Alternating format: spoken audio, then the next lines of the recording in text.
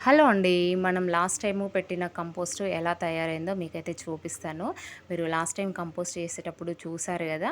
Video అయితే పెట్టాను. అందులో నేను ఏది గూడా కట్ చేసి వేయలేదు. చిన్న చిన్న ముక్కలుగా అయితే ఎలా ఉన్నాయో అలానే ఏసినా. అయినా గూడా కంపోస్ట్ అయితే మంచిగా అయిందనమాట. ఇప్పుడు దీన్ని మనము చెట్లు పెట్టేటప్పుడు కుండీల్లో మట్టితో సహా కొద్దిగా దీన్ని గూడా యాడ్ చేసుకోవచ్చు. లేదంటే కుండీలలో చెట్లున్న కుండీలలో గూడా మనం దానిలో కొంచెం ఏసినామనుకోండి చెట్లనేవి చాలా హెల్తీగా గ్రో అయితాయన్నమాట. ఇప్పుడు ఇందులో ఉన్న కంపోస్ట్ అంతా కూడా నేను తీసి వేరే ఒక బ్యాగ్‌లోకి అయితే వేస్తున్నాను. మళ్ళీ నెక్స్ట్ మనం దీన్ని కంపోస్టు తయారు చేసుకోవడానికి యూజ్ చేయొచ్చు కాబట్టి, సో ఈ కంపోస్ట్ అనేది మనం ఎలా తయారు చేసుకోవాలనేది మన ఛానల్‌లో వీడియో అయితే ఉంది. ఒకసారి వెళ్ళి చెక్ చేయండి. అందులో పురుగులు రాకుండా ఎలా జాగ్రత్త పడాలి, అలాగే కంపోస్ట్ తొందరగా అవ్వాలంటే ఏం చేయాలి, ఇట్లాంటి చిన్న చిన్న టిప్స్ అయితే ఎక్స్‌ప్లెయిన్ చేసినా అనమాట. సో కాబట్టి వీడియో అయితే ఒకసారి చూడండి.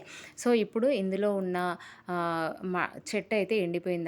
ఎప్పుడు కూడా మనకు చెట్లు ఎండిపోయినాయని అదే కుండీలో అయితే మనం కొత్త మొక్క నాటొద్దనమాట. ఒకవేళ నాటితే ఏమంటంటే అది అంత తొందరగా గ్రో అవ్వదనమాట. అంత హెల్తీగా గ్రో అవ్వదు. కాబట్టి ఖచ్చితంగా మనం మట్టిననేది చేంజ్ చేసి అప్పుడు మాత్రమే చెట్టు పెట్టాలి. సో ఒకవేళ మనం కంపోస్ట్ తయారు చేసుకునేలాగా ఉంటే మనం చెట్టు పెట్టేటప్పుడు మట్టితో సహా కొద్దిగా కంపోస్ట్‌ని యాడ్ చేసుకొని మనం చెట్లు పెట్టుకోవచ్చు. లేదంటే కంపోస్ట్ తయారు చేయడానికి లేదు అని అనుకుంటే ఇట్లా కుండీలనైతే మీరు ముందుగా రెడీ చేసి పెట్టుకున్నారనుకోండి. సో అప్పుడు చెట్లు అనేవి చాలా హెల్తీగా గ్రో అవుతాయి. మనం చెట్లు పెట్టడానికి ఒక 1 వీక్ ముందు కుండీలను ఇలా రెడీ చేసి పెట్టుకున్నారనుకోండి. సో నెక్స్ట్ పెట్టే చెట్లు అయితే చాలా హెల్తీగా గ్రో అవుతాయి అన్నమాట. ఇప్పుడు ఈ 2 కుండీలలో ఉన్న చెట్లయితే ఎండిపోయినాయి. అందుకని వీటిని ఖాళీ చేసిన తర్వాత ఆ హోల్స్ దగ్గర అయితే పెంకులైతే పెట్టిన. ఆ తర్వాత రెండిట్లలో కింద లేయర్ అయితే మట్టి అయితే వేస్తున్నా అనమాట. సో నెక్స్ట్ మనము మన గార్డెన్‌లో ఉన్న ఎండుటాకులు అలాగే గడ్డి ఇట్లాంటివి ఉంటాయి కదా!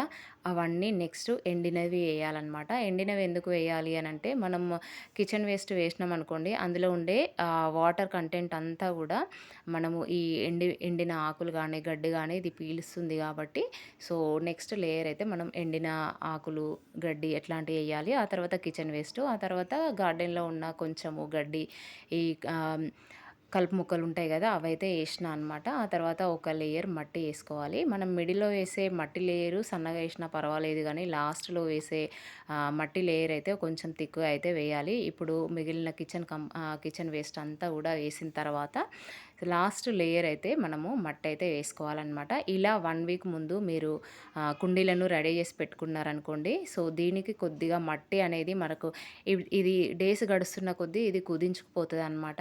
సో కాబట్టి దీనికి ఇంకొంచెం మట్టి, నార్మల్ మట్టి మనము యాడ్ చేసుకొని మనం చెట్లు పెట్టుకున్నామనుకోండి, చెట్లనేవి చాలా హెల్తీగా అయితే గ్రో అయితాయన్నమాట.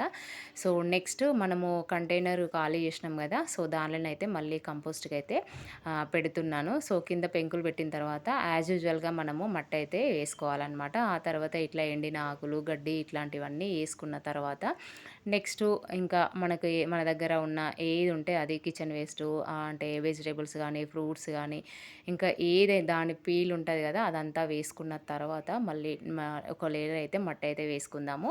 ఇది రోజులు గడుస్తున్న కొద్దీ ఇది కిందికి కుదించుకుపోతది కాబట్టి మనము నెక్స్ట్ డే వచ్చిన కిచెన్ వేస్ట్ కూడా మనం మళ్ళీ ఇందులో యాడ్ చేసుకోవచ్చనమాట. సో ఇలా మనం కుండీలను రెడీ చేసి పెట్టుకున్నాం అనుకోండి, చెట్లు అనేది చాలా హెల్తీగా అయితే గ్రో అవుతాయి అన్నమాట. సో మన ఛానల్‌లో ఫుల్ వీడియో అయితే ఉంది. ఒకసారి వెళ్ళైతే చెక్ చేయండి. వీడియో నచ్చితే లైక్ చేయండి. ఛానల్‌కి కొత్తగా వస్తే సబ్స్క్రైబ్ చేయండి. Thank you for watching.